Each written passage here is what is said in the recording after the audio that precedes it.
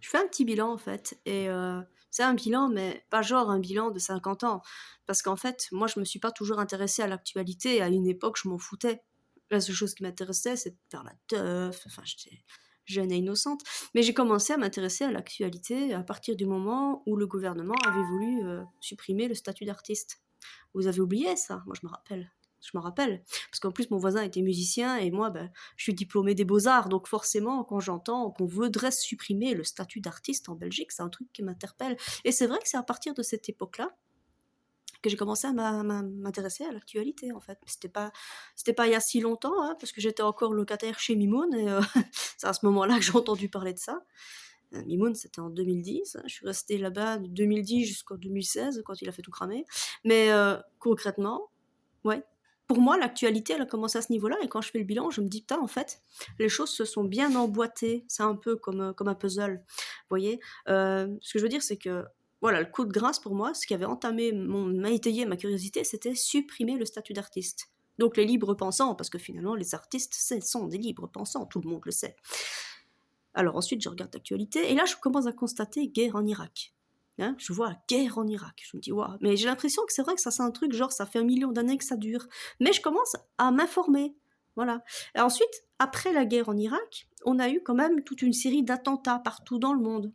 Voilà, c'est la guerre en Irak a amené les attentats. Vous voyez, c'est vraiment un truc qui va se chevaucher et qui va action-réaction. Voilà. Par contre, après ça, après les attentats, il faut quand même pas oublier un point important, c'est que le gouvernement, il a coupé dans les soins de santé, en tout cas pour la Belgique. Hein, il a coupé dans les soins de santé. Et puis, hop, juste après ça, il y a eu le Covid. Voilà.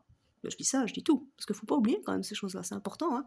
Et donc, vous voyez, encore une fois, je trouve que les choses se sont bien mises. Mais quel hasard! Mais quel hasard hasardeux, c'est incroyable. Franchement, c'est fou. C'est fou. Alors, je ne dis pas que tout est programmé d'avance pour maintenir une peur constante. Je pense que franchement, on manque de peau. On manque de chance. Et que voilà, les choses s'emboîtent.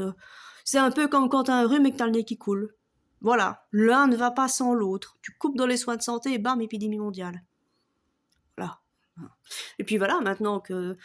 Bah, en fait, on parle plus tellement du Covid parce que je me demande... Non, j'arrive même pas à rester sérieuse, putain. Maintenant que tout le monde se rend compte de beaucoup de choses, bah, c'est un peu difficile de maintenir la peur avec quelque chose dont le masque est enfin tombé, ou commence un peu à tomber, et je ne fais pas de jeu de mots pour le masque en papier. Hein. Et maintenant, hop, une petite guerre en Ukraine.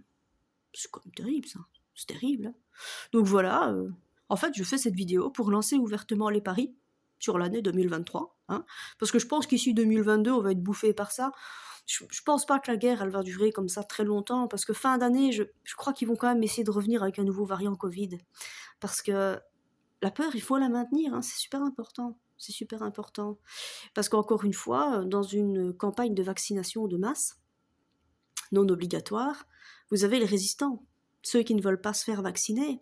Généralement, ces gens-là, ce sont les libres pensants. Tiens, les artistes, encore une fois. Donc voilà. Je vous laisse un petit peu réfléchir à ça et je me dis, on va peut-être lancer un pari pour 2023 finalement, parce que tous les ans, il y a quelque chose et on nous maintient dans une certaine peur. Maintenant, ils ne pourront pas tout le temps jouer les mêmes cartes. À mon avis, en 2023, ça va être le climat.